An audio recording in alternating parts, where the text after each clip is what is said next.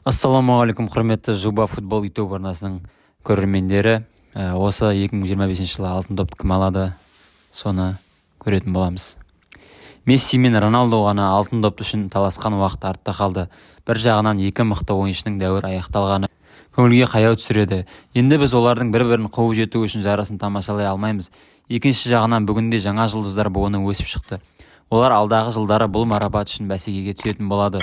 Бұл жолы бар болған екі футболшы емес, тұтас бір топ ойыншылар алға шығып отыр.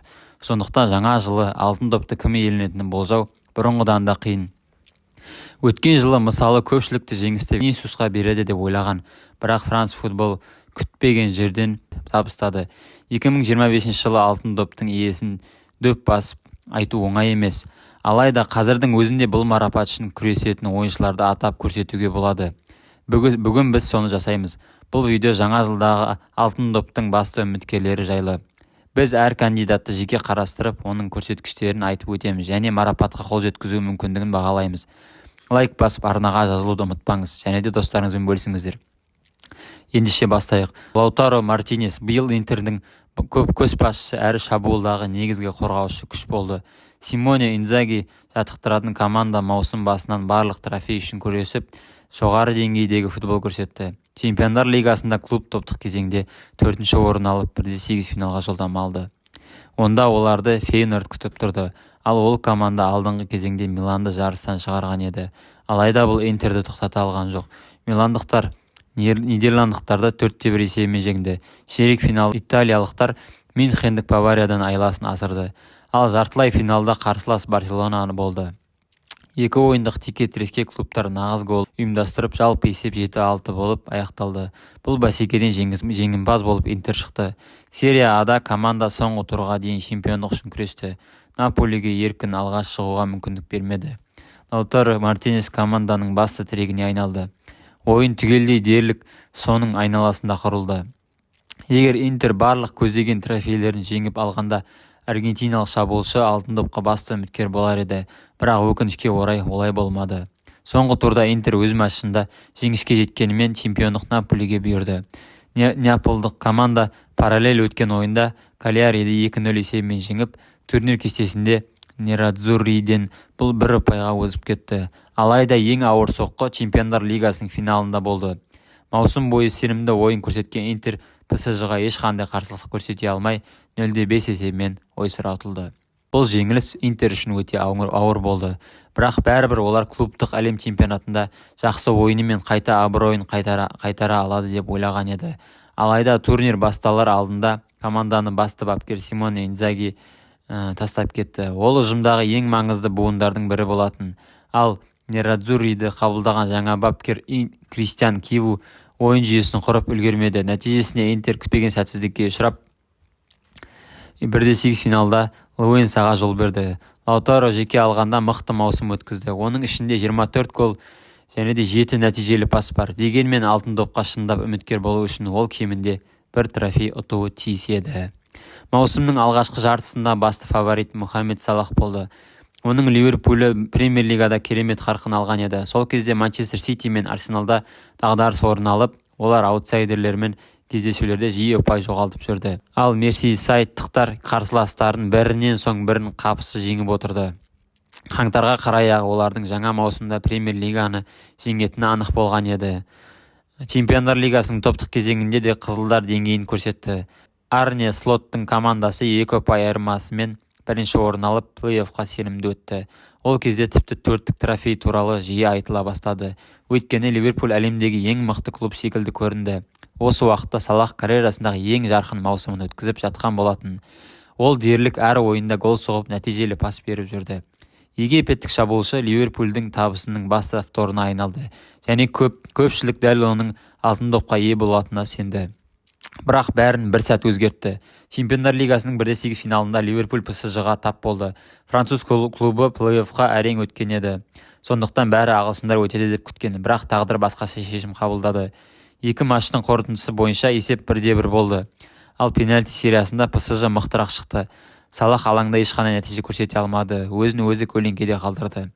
Кейін Англия кубогында да, Лига кубогынан да салыстырмалы әлсіз қарсыластарға жол беріп, шығып қалды. Жалпы команданың құлдырауы аясында Салах та нәтижелігін төмендетті. Премьер-лигада Ливерпуль бірінші орынды иеленгенімен Чемпиондар лигасынан ерте шығып қалу Салахтың алтын доп мүмкіндігін айтарлықтай азайтты. Маусым қорытындысы бойынша египеттіктің еншісінде 52 матчта 57 нәтижелі әрекет бар еді. Егер қызылдар Чемпиондар лигасында сол әрі қарай өткенде, марапаттың басты үміткерлерінің бірі болар еді. Келесі екі кандидат бір клубтан. Алдымен Рафиняны қарастырайық. Ол карьерасындағы ең үздік маусымын өткізді. Өткен жазда оның клубтан кетуі жайлы әңгімелер көп болды. Барселона бразилиялықты Сауд Арабиясына сатып, ақша табуды көздеді. Ал жанкүйерлер оның орнына Атлетик Билбаоның Нико Уильямсын күтті. Бұл факторлардың бәрі Рафиняға қатты қысым жасады. Бірақ ол Каталонияға соңғы сөзін әлі айтпағанын дәлелдеп келді де командада қалды. Өткен маусымда бразилиялық Барселонаның үздік ойыншыларының біріне айналды. Ол шешуші голдар соғып матч тағдырын шешіп берді. Және жалпы алаңдағы ең маңызды ойыншылардың біріне айналды. Өткен жазда Барселонаның тізгінін ұстаған Ханси Флик Рафиняны жаңа қырынан ашып, оның карьерасындағы ең мықты маусымын өткізуіне ықпал етті. Рафиняның еншісінде осы маусымда 34 гол мен 25 нәтижелі пас бар. Оның көпшілігі шешуші сәттерде келген. Топтық кезеңде Баварияға соққан хет-трик, Интерге қарсылай жартылай финалда 1 гол мен 2 ассист. Сондай-ақ Ла Лигада Реалға қарсы екінші айналымда дубль. Оның тамаша ойыны Барселонаның Ла Лигада жеңіске жетуінің басты себептерінің бірі болды.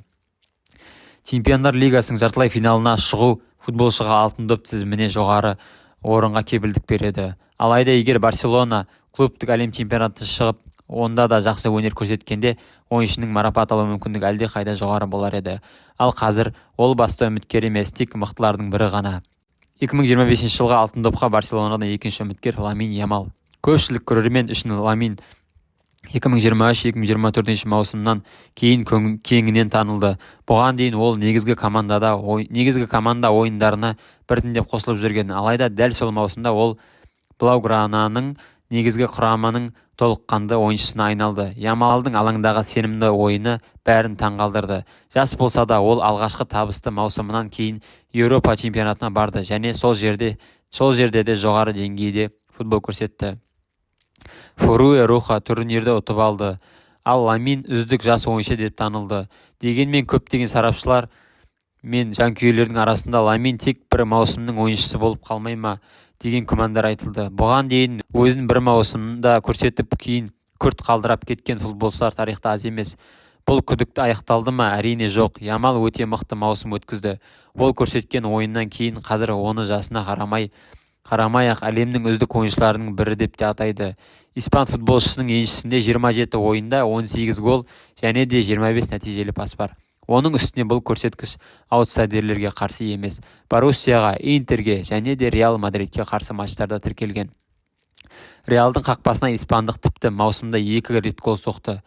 Командалық жетістіктер тұрғысынан Ямил мен Рафиняның алтын допты алу мүмкіндігі шамалас. Дегенмен Рафиняның жеке статистикасы жақсы болса, Ламиннің пайдасына оның танымалдығы мен медиалық ықпалы жұмыс істейді. Шын мәнінде испандық анағұрлым жарқын әрі көзге түсетін футболшы. Өйткені алтын допты алу үшін медиалық фактор ең маңызды шарттардың бірі. Алайда биылғы алтын доптың басты фавориті Усман Дембеле. Француз әлем футболындағы ең даулы тұлғалардың бірі. Боруссия сапында жүргенде ол үлкен үміт артқан ойыншы болды және көпшілік оны болашақ алтын доп иегері деп санаған. Кейін ол Барселонаға ауысып, онда шын мәнінде сәтсіздікке ұшырады. Француз алаңда сенімсіз ойнап, сәттерді жүзеге асыра алмады, тәртіп бұзды, бапкерлермен жиі жанжалдасты. Тіпті кей сәттерде оған футболдың аса қызық емес екені байқалды. Барселона басшылығы мұндайға шыдай алмай 2023 жылдың жазында PSG-ға айтып сатып жіберді. Сол кезде каталондықтар одан құтылды деп ойлаған, бірақ күтпеген жерден Парижде Усман жоғары деңгейдегі футбол көрсете бастады. Бұл жағдайда оның отанына оралу әсер етті ме, әлде оған сенім артқан бапкерлердің қол астына түскені ме белгісіз. Дегенмен бір нәрсе ақ, Дембеле осы маусымның ең үздік ойыншыларының бірі. Ол PSG-мен бірге Лига 1 чемпиондығын, Франциядағы барлық ішкі трофейлерді және де шейхтар көптен күткен Чемпиондар лигасын жеңіп алды. Француз клубының қол жеткізе алмаған жалғыз жүлде клубтық әлем чемпионаты. Бірақ Дембеле бұған аса өкінбейтін шығар, себебі ол бұл маусымдағы алтын допқа басты үміткер болып тұр. Оның елшісінде 50 ойында соққан 35 голы мен 16 нәтижелі пасы бар. Міне осындай бейнеміз шықты. Қай футболшы сіздердің ойларыңызша биыл алтын допқа лайық? Мүмкін біз атамай кеткен тағы да марапатқа лайық ойыншылар бар шығар. Егер болса, пікірлеріңізді жаза кетіңіздер комментарийге. Лайк басып арнаға жазуды ұмытпаңыздар. Жақында қайта жолығамыз. Футболды сүйіңіздер, футболды көріңіздер және де футбол ойнаңыздар. Футболмен өмір сүріңіздер. Рахмет. Келесі кездескенше сау болыңыздар.